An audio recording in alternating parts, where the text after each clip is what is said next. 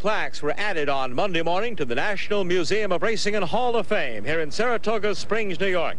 Let's meet the class of 1996.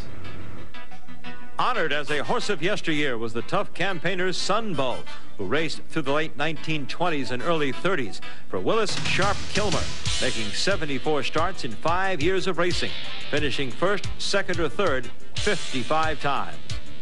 George Barbie, born in England, gained fame as a jockey in America, riding almost 500 races between 1872 and 1884, winning 136. The champion filly, the Great Gopher Wand, entered the Hall of Fame.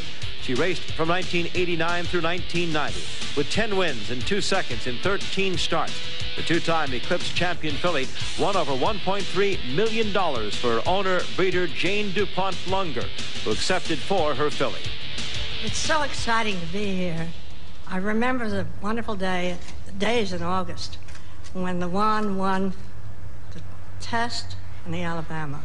That was the high point of my life, and I thought, boy, I'm going to make the most of it. It'll never happen again.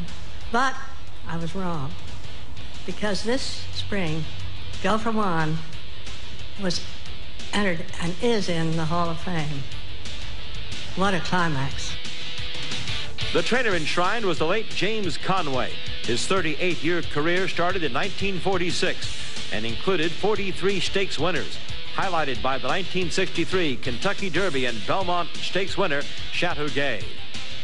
The colt enshrined was Sunday Silence, Kentucky Derby, Preakness, and Breeders' Cup Classic winner of 1989, career earner of almost $5 million. Owned by Arthur Hancock, Dr. Ernest Gallard, and his trainer Charlie Whittingham. Hancock told us just what made Sunday Silence a Hall of Famer. He would not give up. And later, when he met that great horse, Easy Goer, he wouldn't quit. And I think that's what made Sunday Silence so special and so great. And the jockey enshrined in racing's Hall of Fame was Don Brumfield, accepting from another Hall of Famer, Pat Day. In a 35-year career from 1954 through 1989, Brumfield was especially popular in Kentucky, winning 16 titles at Churchill Downs and 12 at Keeneland. Don reflected on his career highlights. Well, I think that winning the Derby on Quiet King was a great part of getting here, and I think that all the other horses I rode just added to it. I rode a couple of fillies that were champions, Just a Game and Gold Beauty were both champion. One was a champion sprinter, Gold Beauty. Just a Game was a champion turf filly. I think that also helped.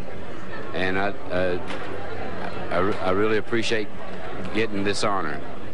With Monday's inductees, there are now 284 enshrined at the National Museum of Racing and Hall of Fame.